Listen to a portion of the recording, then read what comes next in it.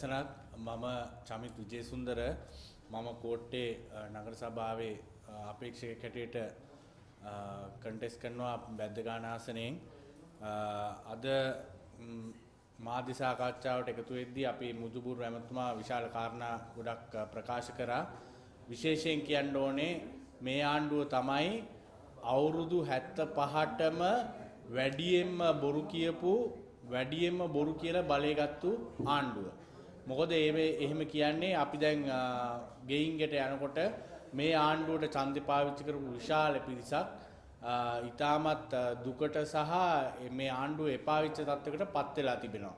ඒ මොකද කිව්වොත් මන් දන්නේ මේ ආණ්ඩුවේ ඉන්න ඇමතිවරු සහ ජනාධිපතිතුමා කොහොමටත් අර ඇමතිවරියෙක් කිව්වා වගේ දැනගෙන තමයි බොරු කියලා තියෙන්නේ. ඒ නිසා නොදැනුවත්ව කියලා කියන්නත් බෑ. ඉතින් ජනතාව ඊටමත් කනස්සල්ලට පත් වෙලා තිබෙනවා. මොකද අපිට මතකයි ජනාධිපතිතුමා කිව්වා පළවෙනි එතුමන්ලා ඉදිරිපත් කරන පළවෙනි බජට් එකෙන් ඔය වැට් අනම්මනම් ඔක්කොම අයින් කරනවායි කියලා කිව්වා. ඒතර අපි දැක්කා IMF එකෙන් අයින් වෙනවායි කියලා කිව්වා. IMF එකට ඕන විදිහට එතුමන්ලා ක්‍රියා කරන්නේ නැහැ කියලා කිව්වා. ඒ වුණාට ඒ ඔක්කොම අද බොරුවක් වෙලා තිබෙනවා.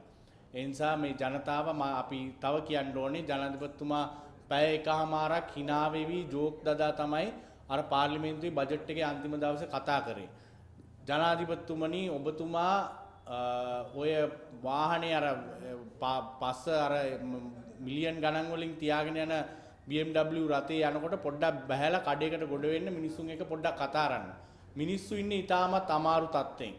මිනිස්සු මේ අවුරුදු කන්නේ කොහොමද කියලා ඊටමත් අමාරු තත්ත්වයක තමයි ඉන්නේ. අවුරුදු කන්නේ කොහොමද කියලා මේ අපේ ජනතාව කල්පනා කර කර ඉන්නේ. දවසකට වේල් 3 කන්න රුපියල් 2000 පයින්නවා. මේ 4 දෙනෙක් ඉන්න පවුලක. ඉතින් අද පොල් ගෙඩියක් කීයද? ලුණු කීයද? හාල් කීයද?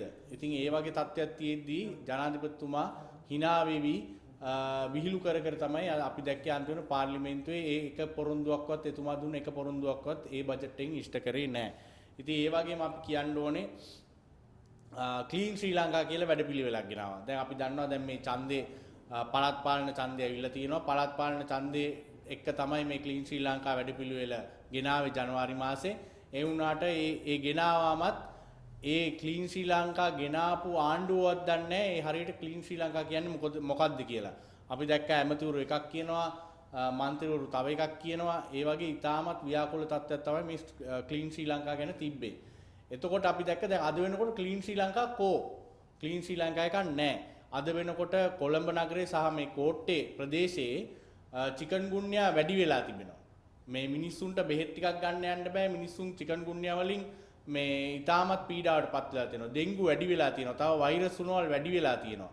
ඉතින් තනිකර මේ නගර සභා ඔක්කොම එහෙම් පිටින්ම ක්‍රියා කරන්නේ නැති තත්යකට වැටලා තිබෙනවා. ඉතින් කුණු ටික පාරවල් වල ගෙවල් අයිනේ. ඉතින් ඒවා කිසිම දෙයක් කරන්න නැතුව ආණ්ඩුව ඇවිල්ලා මාස 6ක් වෙනවා. පම්පෝරිය විතරයි කිසිම වැඩක් කෙරලා නැහැ. ඉතින් අපි ජනතාවට කියන්නේ මේ පාර ලංකාව පුරාවට දැන් ආණ්ඩුවට සිග්නල් එකක් දෙන්න වෙලාව ඇවිල්ලා. මොකද මෙච්චර කාල මාස 6ක් තිස්සේ පම්පෝරි ගහලා කරපු එක වැඩකුත් නැහැ. තියපු පොරොන්දුවකුත් නැහැ. ඒ නිසා ආණ්ඩුවට මේ ඡන්ද හොඳම ඡන්දේ මේ යන විදිහ වැරදි කියලා පෙන්눔 කරන්න. හැමදාම ඇවිල්ලා ලිස්ට් එකක් දානවා එළියට එක්කෝ බටලන්ද කියනවා. හැබැයි තාම අපි දැක්කේ නැහැ. අර කන්ටේනර් 300 ගානේ ලිස්ට් එක තාම එළියට දාලා නැහැ. එතකොට අපි දැක්කා මේ අපේ ජනාධිපතිතුමා ගිහිල්ලා කිව්වා මහින්ද රාජපක්ෂ එලවනවායි කියලා. ලියුමක් යවනවායි කියලා කිව්වා ගියේ නැත්තම්. තාම ලියුම යනකල් දැන් අපි ගෙවල් වලට යනකොට සමහර මිනිස්සු ඇත්තෙන්ම අහනවා. ඇයි මේ ලියුමක් යවා ගන්න බැරුව ඉන්නේ? ඇයි මෙහෙම අපිව අපහසුතාවයට මේ දාලා තියෙන්නේ කියලා. මිනිස්සු ජනාධිපතිතුමා ඔබතුමා සහ මේ ආණ්ඩුව වෙනුවෙන් මිනිස්සු ඒගොල්ලන්ගේ ජොබ් වල 3 wheel වල යනකොට මිනිස්සුන්ට මේ ඔබතුමන්ලාට ඡන්ද දෙන්න කියලා කතාරේ මේ මිනිස්සු. දැන් මේ මිනිස්සුන්ලා රෙද්දක් ඇඳන් ගෙදරින් එළියට බහින්න බැරි තත්ත්වයක් තමයි ඇවිල්ලා තියෙන්නේ. ඒ නිසා කරුණාකරලා මේ දෙනවයි කිව්ව ඒ පොරොන්දු ටික ඉෂ්ට කරන්න. බැරි නම් දැන් තමුන්නාන්සේලාගේ ඡන්ද ව්‍යාපාරේ පටන් ගන්න ගෙවල් ගාන යන මිනිස්සුන්ගෙන් පොඩ්ඩක් අහන්න. ඒ අපේක්ෂිතුමන්ගෙන් අහන්න මිනිස්සු මොනවද කියන්නේ කියලා. ඒ නිසා අපි ජනතාවටත් කියන්නේ මේක හොඳම අවස්ථාවක්. මේ ආණ්ඩුව යන ක්‍රමේ වැරදි කියලා ආණ්ඩුවට සිග්නල් එකක් දෙන හොඳම අවස්ථාවක්. ඒ වගේම තමයි අපි දැක්කා අපේ මේ දැන් සෝලා ප්‍රශ්නයක් ඇවිල්ලා තියෙනවා. ඉතින් අපි දැක්කා අපේ චතුරංග අබේසිංහ අපේ മന്ത്രിතුමා බොරු කියන්න ඕනේ අපි හොඳ දෙයට හොඳයි කියන්න ඕනේ. එතුමා හොඳ කාර්යභාරයක් කරනවා අපි නෑ කියන්නේ. ඒ වුණාට SME සෙක්ටර් එක ගැන එතුමා විශාල වැඩපිළිවෙලක් කරාට ඔය සෝලා ප්‍රශ්නෙට SME කියලා තමන්ගේ ප්‍රාග්ධනය යොදවලා බිස්නස් කරන තරුණයෝ කොට්ටාසය විශාල ප්‍රමාණයක් ඉන්නවා. ඒ මිනිස්සුන් ගාව විශාල ප්‍රමාණයක් වැඩ කරන ඔය සෝලා ගිල්ලා හයි මේ රූෆ්ටොප් වල හයි කරන්න එතකොට මේ පැනල් වල මේ ක්ලීනින් වැඩ කරන්න ඒ වගේ විශාල ප්‍රමාණයක් ඉන්නවා. ලක්ෂයකට ආසන්න ප්‍රමාණයක් ඒ සෝලා මේ ප්‍රශ්නෙත් එක්ක ඒ වැඩත් එක්ක යෙදිලා ඉන්නවා.